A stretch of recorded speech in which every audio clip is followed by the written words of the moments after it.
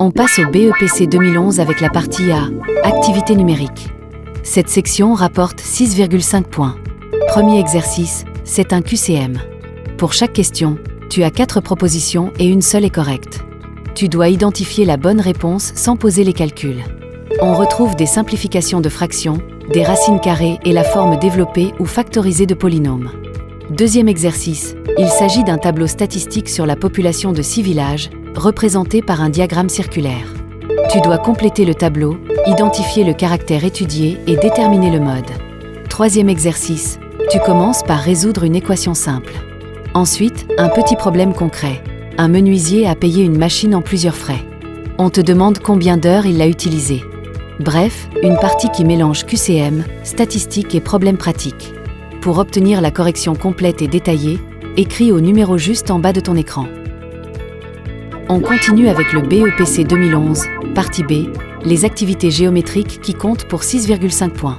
Premier exercice, on te place 3 points dans un repère. Tu dois calculer des coordonnées de vecteurs, vérifier si les points sont alignés, donner un vecteur directeur d'une droite, puis montrer que 2 droites sont perpendiculaires. Deuxième exercice, on travaille sur une figure avec 2 carrés. On te demande d'abord de justifier une égalité de rapport, puis de déterminer le rapport d'une homothétie qui transforme un point en un autre. Enfin, tu dois comparer les aires des 2 carrés. C'est une partie qui mélange vecteurs, droite et homothétie. Pour recevoir toutes les explications détaillées, contacte le numéro qui s'affiche en bas de ton écran. Et voici la dernière partie du BEPC 2011, le problème, qui vaut 7 points. Ici, on te donne un château d'eau représenté par un solide de révolution composé d'un cylindre, d'un tronc de cône et d'une cuve cylindrique.